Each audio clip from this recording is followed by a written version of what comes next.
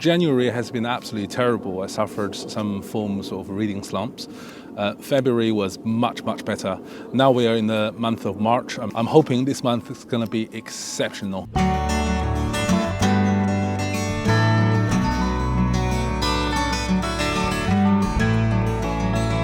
Hello everyone, welcome to Harry's Book Cafe. Today I would like to bring you 7 books that I'm planning to read for the month of March. They differ a little bit from non-fictions to horrors to literary novels. Without further ado, let's talk about the first one. That is The Story of China by Michaelides. Now this is a non-fiction book. It seeks to tell the story of China over a history of 4,000 years. Recently there's been lots of books about China, from the political system to the economic rise. But this one by Mr. Wood is slightly different. It seeks to tell the story in really delicious, bite-sized chapters, and some of the chapters are really interesting. You know, when I was young, I went to the Great War of China, and one of the questions planted in my mind was what life was like for those soldiers who were stationed on those walls. It looks very beautiful, but when you actually climb it, it's very steep, and in winter, the conditions can really be quite challenging. It's in Beijing, it's really cold. It frequently goes down to -10. So I reckon in the old times, it can be even colder. So, you know, that seed of questions has always been in my mind and has grown recently. And one of the chapters of this book is actually trying to answer that question, to tell you what the life is like for those soldiers stationed on the Great War. One of the chapters is even more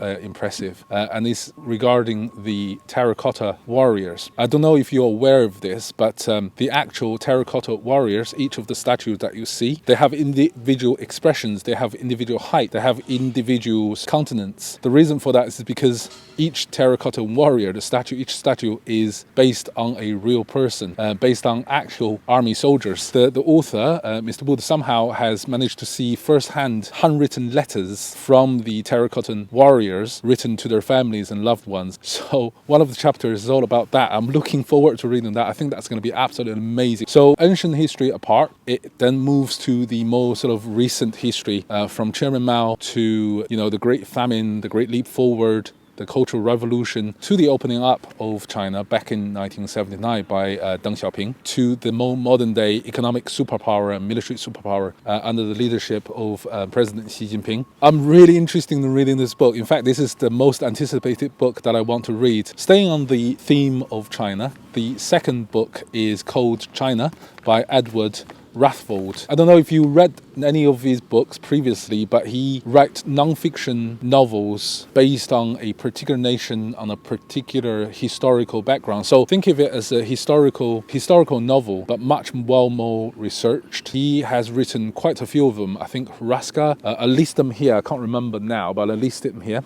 But China was the latest endeavor by Mr. Rutherfurd, and it's centered on the Opium War, early 19th century, when China was considered itself to be the most civilized country in the world during Qing dynasty. Because it considers this, it sort of, you know, shuts its door, metaphorically speaking. It does not allow people to leave, it does not allow foreigners to enter, and therefore it has already lagged behind the Western countries, and yet it didn't know about it. So Britain came knocking. It really wants lots of tea and spice from China. But the Chinese emperor at the time considered any sort of foreigners to be savages. So he refuses to treat with the British Empire. The British Empire decided to attack. So the whole Opium War started, resulting in what the Chinese call the Century of Humiliation. That also resulted in the sort of cessation of Hong Kong and Macau, based on the Opium War. So the book centered in that sort of time period,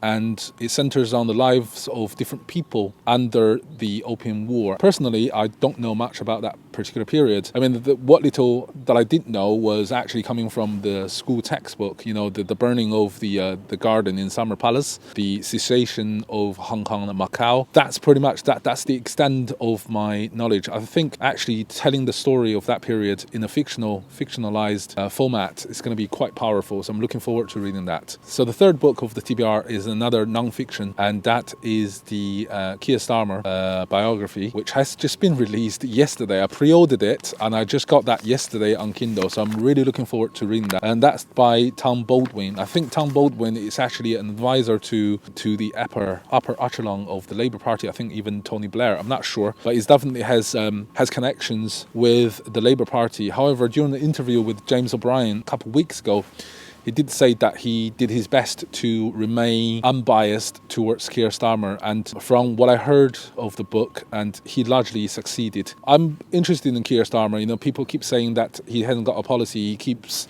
changing his mind, and to a certain extent, I completely agree. And that is why I want to read this book and know more about this man. There's no doubt that I will vote for Labour for the upcoming election, because the absolute carnage the Conservative rule has left this country in. I remember coming to this country back in 1997, and that was 1999, I beg your pardon, under Tony Blair's Labour Party, and everything works. I remember that quite vividly. I've been to A&E a few times and never waited for over than 2 hours, to be perfectly honest. But although I haven't been to A&E recently, but I heard so many horror stories. School worked, public transportations worked, nobody really striked, everyone was quite happy. I mean, that was my political education when I first came to this country.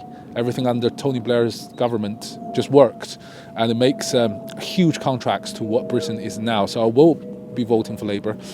So the book won't change my mind in any way whatsoever. But I do want to know a little bit more about the men, because I'm quite interested. Fourth book of TBR is a lot different to the previous three. It's horror / slasher, I think, and that is An American Psycho. So this is an old book. As you know, it's been made into a movie. I really enjoyed the movie, watched it several times. I actually read the book twice, but I really want to read it again and just do a movie versus book comparison. I do remember vividly that the book is much more, if you think the movie is graphical, the book is even more so. It's at certain paragraphs and certain chapters are extremely disturbing, which I really enjoyed. But I do remember the first time reading it, I was like grimacing and had to put the book down because it was emotionally exhausting. the descriptions of violence just unbelievable. I'm looking forward to reading that. Stay on the theme of American Psycho. The fifth book is called Maeve Fly by CJ Leede. I don't know about the writer, but I heard about this Maeve Fly. It's based on American Psycho. It's about this woman who's only 21 years old, so a young lady basically. She works like a model, dressing up as a Disney princess, but she has a very dark side of her. One day in her life, someone walked into her life and changed her completely, unleashed the violent part within her, and she became what she always wanted to be, and that is the female version of Patrick Bateman, the American Psycho. And I read some reviews on Amazon. It's very interesting. I'm looking forward to reading this one because all the reviewers saying, look, this is as violent as American Psycho, except it's been perpetrated by a woman. So I'm really looking forward to this one. So the sixth book is called The Silent Patient. Now this is also a relatively old book, and I think it's been released for the last 5 or 6 years or so. It's a thriller / crime. It's about this woman who was a normal everyday woman, and one day she just killed her husband for no apparent reasons, for no reasons that the detective could discern. They arrested her, of course, and trying to find out what her motivation is, and she decided to just go completely mute. No matter what they do, they could not get an answer out of her, and she just remained silent. So this book is all about what really happened, what her motivation is, what really happened, what's the backstory. My wife actually read this book and she told me that this is absolutely nerve-wracking, very, very interesting book. She really enjoyed it. She's quite a harsh critic, so a book that can please her, it's rare. So I'm looking forward to reading this one. There's thousands and thousands of written reviews of this particular book on Amazon, and overwhelming feedback is that this book is amazing. So I'm really, really looking forward to reading this one. The seventh book, the last but certainly not the least, is Kiss Kiss by the master of Roald Dahl. I think most of us has read Roald Dahl's kids book. My daughters love them, I love them, but I don't think many of us has read anything written by him for adults. Kiss Kiss, by the way, is a short story collection. This is my second time reading this. I remember reading it first time a few months ago and just got the sensation of being blown away by his intellect and his twist. I'll tell you, It's so twisted. It's so twisted. I don't know how he can conceive some of the ideas of the story that is written. If you like twisting story, if you like story where you cannot see where it ends, and you like story where the ends really surprise you, please read this collection, Kiss Kiss. Not all of them are very good. To be honest, I think most of them are pretty mediocre, but there are a few of them, 4 or 5 of them, are just mind-blowingly twisted. Roald Dahl is unique in that particular intellect. You know, he's able to conceive a story that can really mess up with your mind. The only other writer I can think of that comes close and in certain sort of extent exceeded his twistedness is Sammy Scott. But anyway, guys, that's the TBR for me for this month. If you have read any of these, please leave a comment down below. Let me know what your thoughts are. But anyway, before I go, I do have to let you know that I have a travel channel. It's called Global Hopper. I do hope that you can check it out. I'll put a link in the description down below. Have a look and see what you think. Anyway, guys, thank you so much for watching. And if you like the video, please give it a thumb up and subscribe. And I will see you in the next one. Cheerio.